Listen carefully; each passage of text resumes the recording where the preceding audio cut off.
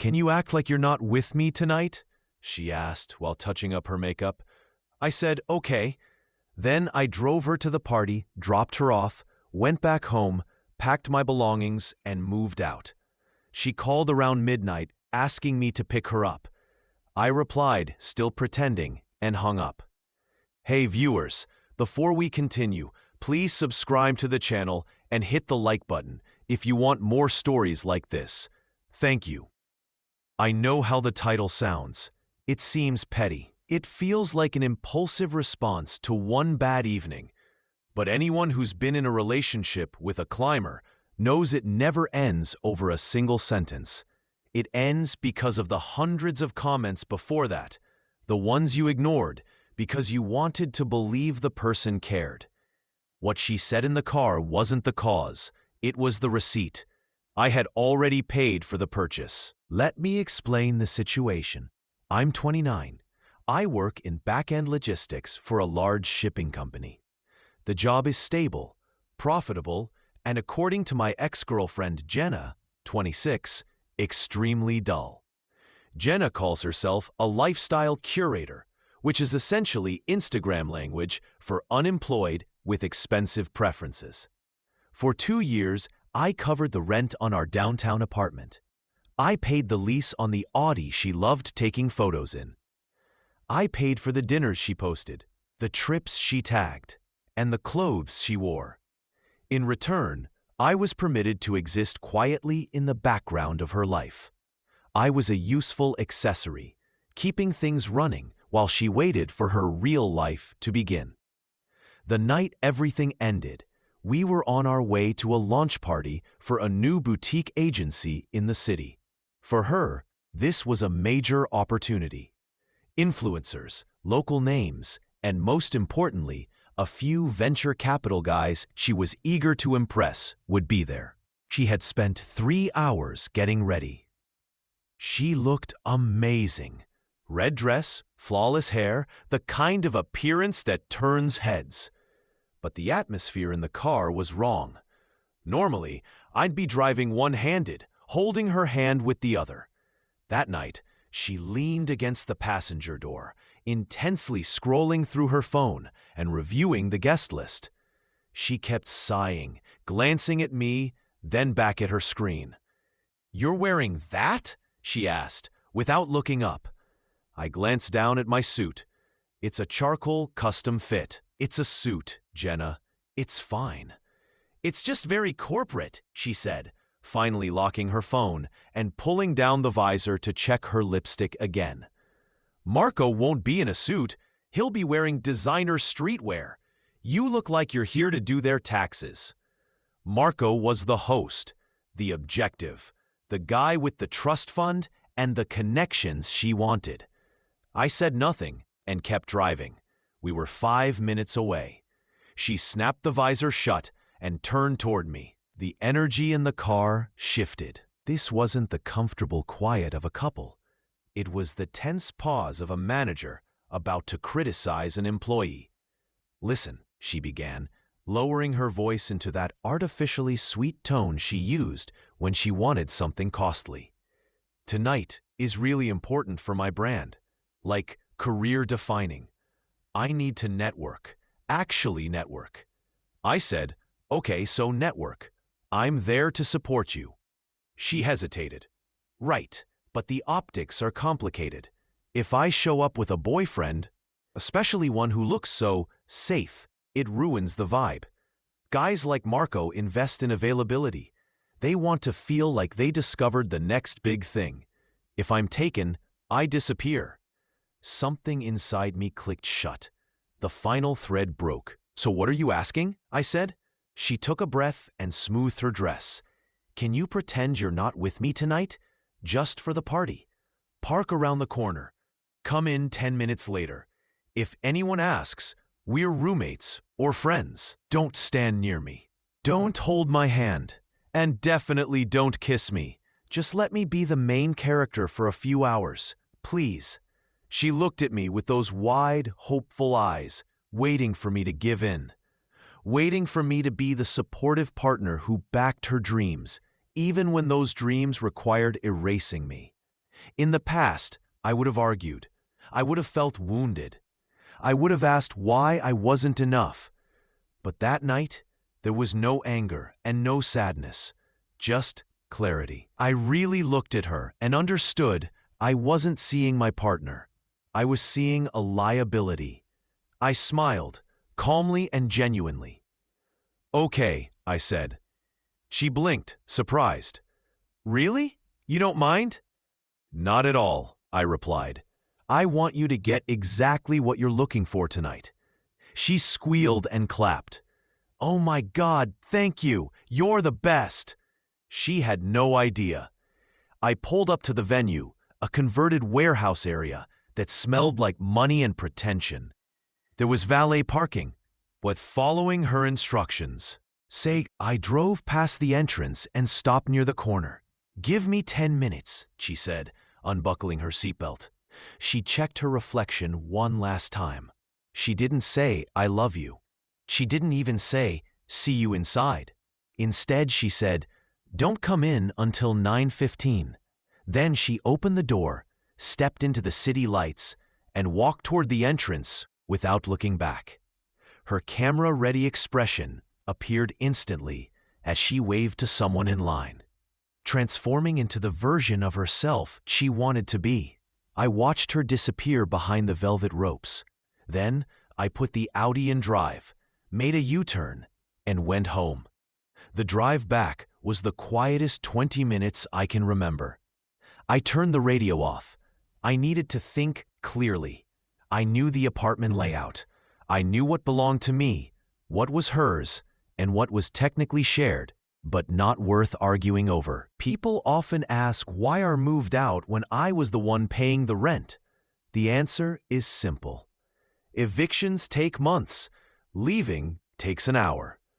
I didn't want a confrontation. I didn't want to hear begging, yelling, or manipulation designed to keep me there one more month while she figured things out. I wanted to be gone. I wanted to vanish. Losing the security deposit was a fair price for freedom. I parked in the garage and took the elevator up. It was 9:25 p.m. She was probably ordering her first drink, scanning the room for Marco, assuming I was still circling the block looking for parking. I walked into the apartment. It smelled like her perfume and the expensive candles I paid for. I went straight to the bedroom and pulled out my 2 large suitcases and gym duffel from the clothes. Extraction rules. Essentials only. Clothes, shoes, toiletries, high-value items. My watches, laptop, external hard drives, personal documents, all digitized. My passport, irreplaceable. The photo of my grandfather, my signed first editions, and my PlayStation 5 were non-negotiable. I moved with precision, like a professional cleaner after a crime scene. My side of the closet was empty in 10 minutes. Suits, shirts, jeans, folded and packed. I cleared my nightstand. In the bathroom. I swept my toiletries into a bag. I left the furniture. I left the TV. I left the kitchenware. Those were just things. Things can be replaced. Dignity can't. At 9:55 p.m., the bags were packed and lined up by the door. I sat at the kitchen island and opened my banking app. We had a joint account for household expenses, which mostly meant her Sephora trips and groceries that were actually wine. I transferred exactly half of the balance into my personal savings and left the rest for her. My side of the vanity was bare. My side of the bed was neatly made. I didn't leave a note. A note suggests there's still something to explain. It suggests I wanted her to understand why. I didn't need that. The irony of her request, "Pretend you're not with me," was that it gave me permission to make it permanent. I placed my house key on the kitchen counter beside the empty wine bottle she had finished while getting ready. I walked out, closed the door, and heard the lock engage. I got into the car, blocked her number, and drove to the St. Regis downtown. I checked into a suite, ordered a bourbon, and sat by the window overlooking the city. I checked the time. It was 10:45 p.m. She probably hadn't realized I was gone yet. She was still busy pretending. The night was just beginning, and consequences tend to arrive late. I was on my second glass of Blanton's when my phone lit up. It was 12:42 a.m. I was sitting in a plush armchair, city lights spread below me. The quiet in the room felt expensive. No reality TV in the background, no complaints about my job, no passive-aggressive comments, just silence. My phone had been vibrating on and off since around 10 p.m. Messages asking where I was, why I wasn't answering, and eventually, where the car was. I hadn't opened any of them. I watched the screen light up and go dark, like a warning signal for a crash I was no longer part of. But at 12:42 a.m., it rang. Not a text, a call. I let it ring 3 times, took a slow sip of bourbon, then answered and put it on speaker. "Where the hell are you?" Jenna's voice was half slurred, half shouting. I could hear wind through the microphone. She was outside. "Hello, Jenna," I said calmly, the same tone I'd use on a customer service call. "Don't hello me," she yelled. "I've been standing out here for 20 minutes. The valet says the car isn't here. Did you move it? I told you to wait around the corner." "I didn't move it," I said. "I left." There was silence, just traffic and wind. You left?" Her voice dropped, confusion replacing anger. "What do you mean you left? You went to get gas." "No," I said. "I went home." "You went home?" Panic crept in. "Why would you go home? You have the car. How am I supposed to get back? My heels hurt and it's freezing." "Take an Uber," I suggested. "I can't," she snapped. "My phone's at 4% and surge pricing is like $80. Just come get me. Hurry, I'm cold." There was no apology, no request, just an expectation. So I asked, slowly rotating the ice in my glass, "How was the networking?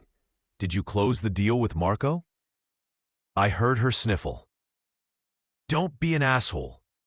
Marco is whatever. He's fake. He left an hour ago with some 19-year-old TikTok girl. The whole party was terrible. I just want to go home. Come get me." There it was. Plan A hadn't worked. The upgrade didn't pan out. The fantasy collapsed, and now she needed the safety net back. The reliable driver, the background character who would take her home so she could complain about how unfair everything was. "I can't pick you up, Jenna," I said. "Why not?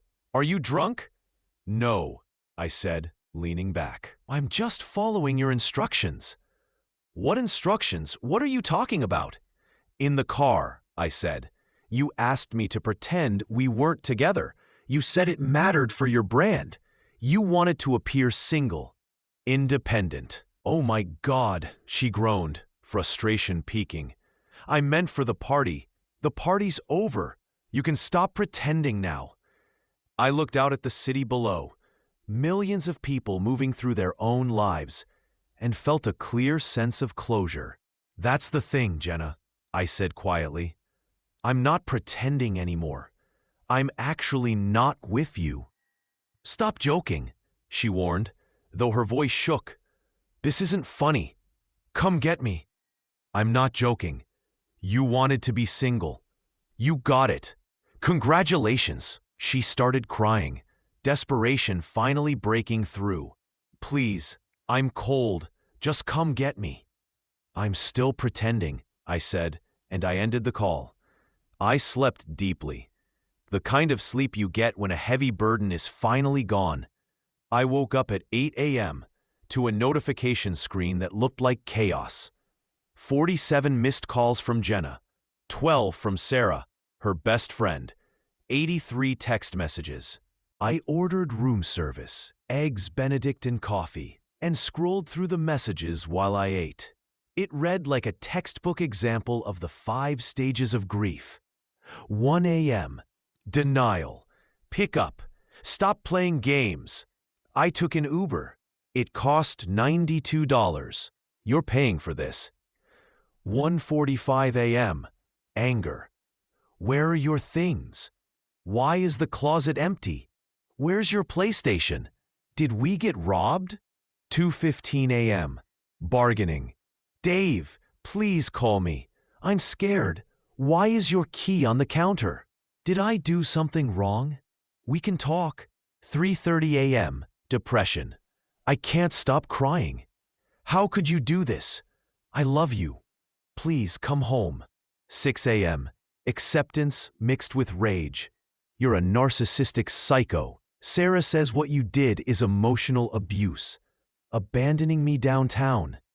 I hope you die. I opened the message from Sarah. She was the unofficial leader of Jenna's friend group. Single, bitter, and convinced all men were terrible. Stranding a woman downtown at night is literal violence, she wrote. She's traumatized. Fix this or I'm posting everything online. I didn't argue. I didn't explain. I took a screenshot of the text Jenna had sent me 3 weeks earlier. Can you send the rent early? I bought that bag for the event and I'm short. Then I replied to Sarah. She asked me to pretend we weren't together. I respected that. Also, rent is due on the 1st. The lease is in her name. Make sure she handles it. Then I handled logistics. Around 10 a.m., I received an automated email from the apartment complex saying rent was pending. I logged in and removed my bank account as a payment method. Then I accessed the shared utility accounts, power, internet, cable, all under my name. I didn't shut them off. Instead, I scheduled a transfer or cancellation for 48 hours later. She had 2 days to put them in her name or adjust accordingly. At noon, I saw the social media response. Jenna had posted a long Instagram story, white text on a black background. I don't usually share personal things, but last night was the scariest night of my life. Abandoned downtown by the person I trusted most. Blindsided. Heartbroken. You never really know someone. #survivor. It was a clean narrative. The comments were full of support. Men are trash. You deserve better. Stay strong, Queen. I felt brief irritation, then kept scrolling. The next story was from the agency that hosted the party, a highlight reel. In the background of one clip, Jenna was leaning close to Marco, laughing exaggeratedly, touching his arm. Marco looked uninterested, scanning the room. In the next clip, he was leaving with a brunette who clearly wasn't Jenna. I didn't need to respond. The reality was simple. No one cared as much about her version of events as she thought they did. 2 days later, the real impact arrived. I received an email from Jenna. Since she was blocked, she went formal. Subject, please read. Dave, I don't know where you are. I'm sorry about the party. I was stressed. I didn't mean it. But you have to pay the rent. The office says it's overdue. I don't have it. You know I don't. If we don't pay, they'll evict me. Please, just cover this month and we'll figure it out. I read it twice. This was the same person who called me boring, said I played it safe, and believed she was destined for wealth and status. And now she was facing the fact that her lifestyle had been funded by the very man she was embarrassed to acknowledge. I replied, Hi Jenna, I'm sorry, but I can't help. I'm saving my money for someone who's proud to be seen with me. You wanted independence. Independence begins with paying your own bills. Good luck with the brand. 3 months passed, and my life went through a quiet, deliberate reset. I moved into a new apartment, a loft in the industrial district with exposed brick and none of the white-on-white minimalist styling she liked. I bought the leather couch I'd always wanted. I started going to the gym at 6 a.m. because I was no longer staying up late listening to complaints about how difficult influencer life is with fewer than 10,000 followers. I felt better, more balanced. My finances were stabilizing quickly now that my money wasn't disappearing into Sephora runs and weekend brunches. I knew Jenna wasn't doing well. Mutual friends, the few who didn't cut me off, said she had been evicted about a month after I left. She was staying on Sarah's couch. Apparently, Sarah's men are trash philosophy was becoming harder to maintain once Jenna couldn't help cover utilities. I assumed she would eventually disappear. But narcissists don't fade out. They reset. It happened on a Tuesday. I was leaving my office building for lunch when I saw her standing near the planters, holding a large manila envelope. She looked different. The polished image was gone. Her hair was pulled into a messy bun that looked more neglected than intentional. She was wearing old yoga pants, not the designer outfits she used to show off. She noticed me and forced a weak smile. "Hey, Dave." I stopped, keeping some distance. "Jenna, what are you doing here?" She hesitated. "Some of your mail got sent to Sarah's old place. The forwarding address must have missed it. It looked important, tax-related. I didn't want you to get in trouble." She extended the envelope. It was junk mail from a credit card company. She knew it, I knew it.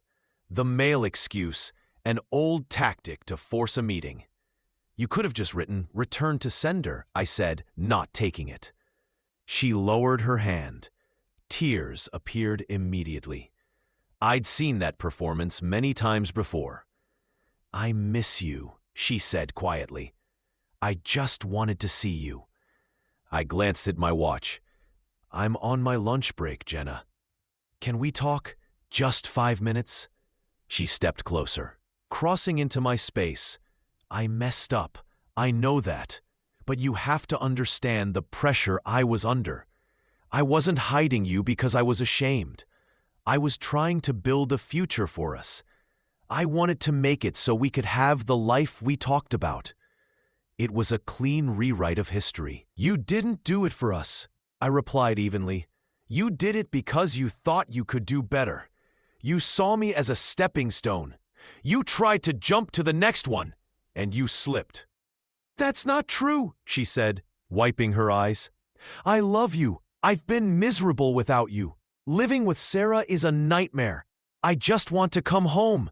I want us back. I don't care about parties or influencers anymore. I just want you." She reached for my hand, gripping it tightly. I looked at her hand, then at her face. I didn't feel angry or satisfied, just tired. She didn't miss me. She missed the rent payments, the Audi, the stability. I gently pulled my hand away. "You don't miss me, Jenna. You miss the logistics of me." She looked confused. "You miss the bills being paid. You miss the ride home. You miss having a supporter in the crowd. But that seat is empty now, and I'm not buying another ticket." "Dave, please." "Keep the mail," I said, stepping past her. "I need to get back to work." She called my name twice. I didn't turn around. Not because I didn't hear her, but because I didn't care. 2 months later, I attended my company's holiday party at an upscale rooftop lounge. Ironically, the kind of place Jenna always wanted access to but couldn't afford. I wasn't alone. Her name was Claire. She was an architect I'd met at the gym. Smart, funny, and highly capable. She drove her own car, paid for her own drinks, and unlike Jenna, she never treated me like background support. We were standing near the bar, laughing at a bad joke my boss had made. Claire's hand rested comfortably on my lower back as she leaned in to say something, smiling. That's when I noticed the catering staff. It wasn't unusual. Aspiring influencers often took service or promo jobs when money was tight. Jenna and Sarah were near the entrance, holding trays of champagne. They wore standard black uniforms, loose black slacks, and white button-down shirts. Jenna looked exhausted. She shifted uncomfortably in cheap flats, offering drinks to guests who barely acknowledged her. She was invisible. Then she looked up and saw me. She froze. The tray shook slightly. She took in the scene, me in the tailored suit she once mocked as corporate, my boss greeting me warmly, and Claire, confident, polished, laughing beside me, brushing a piece of lint from my lapel with ease. Jenna's eyes locked on mine. Her expression shifted from shock to jealousy to realization. I hadn't just moved out, I'd moved forward. She stepped toward me, as if she might approach, as if she could use our past to gain entry into this space. "Dave," she mouthed. Claire noticed my attention drift. She followed my gaze toward the catering staff. "Do you know her?" she asked softly. I looked at Jenna, at the tray in her hands, at the look in her eyes. Asking for recognition, for validation. I thought about the car ride, about the request. "Pretend you're not with me." I turned back to Claire, smiled, and pulled her a little closer. "No," I said clearly, loud enough for Jenna to read my lips. "I don't think so. Just someone I used to know." I turned away. Claire squeezed my hand as we walked toward the balcony, the city lights stretching out below us. I didn't look back. I didn't need to. I knew Jenna was watching, and for the first time in years, I wasn't pretending. I was exactly where I belonged. Thanks for watching. Don't forget to subscribe and hit the like button. What do you think about this story? Share your thoughts in the comments.